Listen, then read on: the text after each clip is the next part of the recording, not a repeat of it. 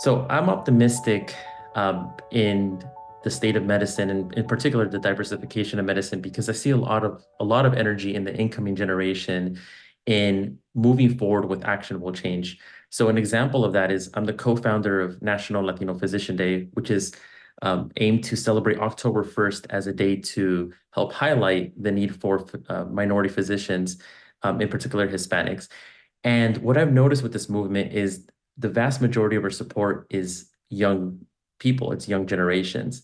And that really gives me a lot of optimism because we see our legislators, for example, paying attention to this. And we see, example is this day is now introduced into Congress as an official day to recognize October 1st as National Latino Physician Day. But there's also a lot of other um, examples of actionable change. Another example is the California Med Scholars Program, which is a funded program to help diversify medicine or medical students here in California. But those are just a few examples. So it's sort of like the incoming generation and then our legislators listening as well.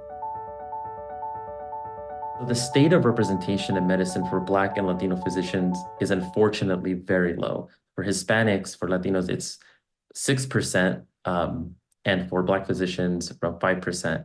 And we really see this discrepancy and this disparity when you look at populations. So in the state of California, where I live, roughly 40% of the population is Hispanic Latino.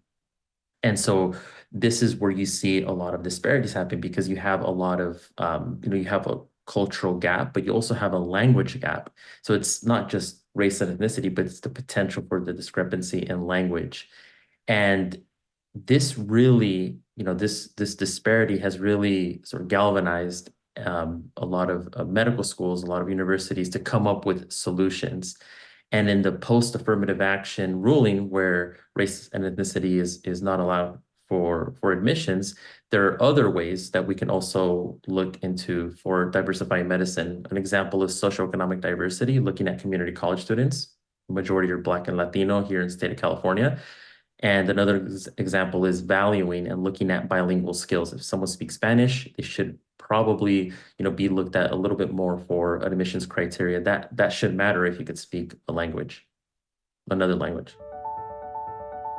There is evidence where when you have concordance, cultural, racial, ethnic concordance between physicians and providers, there's improved outcomes.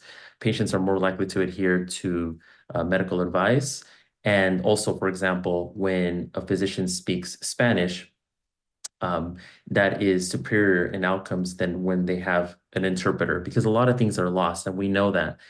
And so this is really, just a few examples of how outcomes are improved. Increased trust between the patient and the physician is also another example. But I want to leave you with a small example where I believe, it's not always measured, but I think these are important things. I work on labor and delivery as an anesthesiologist, and this is a very impactful moment in someone's life. And we have a lot of Latina patients here that are immigrants. A lot of patients are understandably scared if they don't speak the language. But sometimes even just talking about, for example, local foods where the patient is from or music, that really melts away the anxiety. And so it's also about that. It's about providing a patient experience where patients just feel more welcomed. And it's not to say that every patient needs to have a physician of the same background, but if you help diversify, and certainly we know that current numbers are too low, if we help diversify these numbers, then you're more likely to have more voices in the room, and you can imagine medical teams are going to make better decisions for patients. There's a lot of programs that I want to highlight that can help diversify the current state of medicine. Here at Stanford, there is a funded program called the REACH program, which stands for the Stanford Medicine REACH Postbaccalaureate Experience in Research. And what this program what it does is it helps low income and students of all backgrounds who may not have the chance to otherwise go to medical school. It helps them on their path towards towards becoming physicians. And these are examples of what our local universities are doing.